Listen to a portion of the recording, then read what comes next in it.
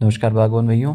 आज जिस टॉपिक को लेकर आपके बीच आए हैं वो है एप्पल कल्टीवेशन के लिए जो सॉइल पैरामीटर्स होते हैं वो क्या क्या क्या होने चाहिए, उसका ऑप्टिमम रेंज क्या है और उसकी इम्पोर्टेंस क्या है। जनरली हम 17 न्यूट्रिएंट्स के ऊपर जो सॉइल के अंदर 17 न्यूट्रिएंट्स है जो हमारी क्रॉप्स के लिए ज़रूरी होते हैं, जिसके अंदर मैक्रो न्यूट्रिएंट, जिनको हम दो कैटेगरी के अंदर बांटते हैं, मैक्रो न्यूट्रिएंट्स और माइक्रो न्यूट्रिएंट्स।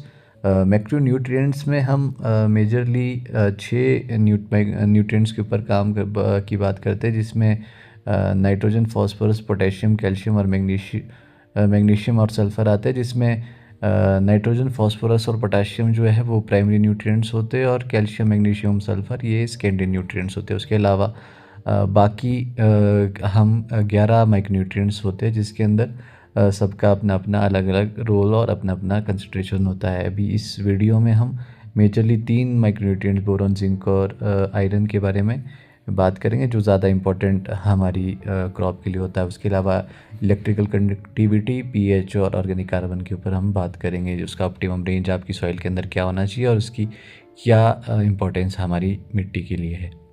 तो सबसे पहले आती है इलेक्ट्रिकल कंडक्टिविटी, जो लेस देन 1 होनी चाहिए, जो 0.4 से 0.8 जो आइडियल होती है। ये इलेक्ट्रिकल कंडक्टिविटी सैलिनिटी कंट्रोल और रूट प्रोटेक्शन के लिए हेल्प करती है।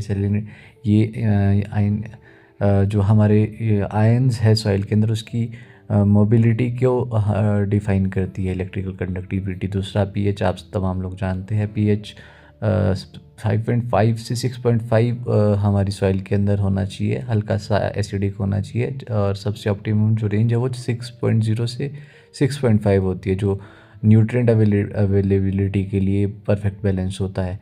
फिर तीसरी चीज़ आती है हमारा ऑर्गेनिक कार्बन, जो 0.5% से 1% हमारी सॉइल के अंदर होना चाहिए।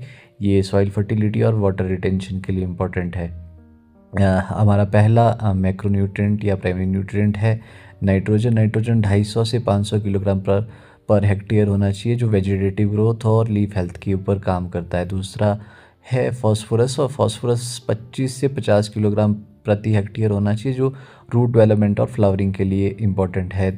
तीसरा प्राइमरी न्यूट्रिएंट है हमारा पोटाशियम। पोटाशियम 250 से 450 केजी पर हेक्टेयर होना चाहिए, जो फ्रूट साइज़, कलर और शुगर कंटेंट के लिए इम्पोर्टेंट है। फिर हमारा पहला सेकेंडरी न्यूट्रिएंट आता है कैल्शियम। कैल्शियम 1.5% से 2% होना चाहिए, जो फ्रूट फर्मनेस और शेल्फ लाइफ को बढ़ाता है। अगला सेकेंडरी न्यूट्रिएंट है magnesium. Magnesium 100 to 250 ppm parts पर मिलियन होना चाहिए, जो क्लोरोफिल प्रोडक्शन के अंदर हेल्प करता है। अगला है सल्फ़र। सल्फ़र 20 to 40 ppm होना चाहिए, जो प्लांट प्रोटीन और ग्रोथ का काम करता है। अगला है बोरॉन। बोरॉन ये माइक्रोन्यूट्रिएंट है, जो 1.0 से 2.0 ppm होना चाहिए, जो बहुत छोटी कम क्वांटिटी होती है, जो फ्रूट सेटिंग और क्रैकिंग से बचाने के अंदर हेल्प करता है। अगला है जिंक। जिंक 1.5 से 5.0 ppm होना चाहिए, जो हार्मोन बैलेंस और लीफ साइज को इंक्रीज करता है। अगला है आयरन। आयरन लीफ येलोइंग रोकता है, क्लोरोसिस रोकता है, जो 10 से 50 ppm होना चाहिए। इन सारे पैरामीटर्स के ऊपर आगे की वीडियो में हम विस्तार में चर्चा करेंगे। अब वीडियो में हमारे चैनल पे बने रहें और चैनल को सब्सक्राइब करें। Thank you.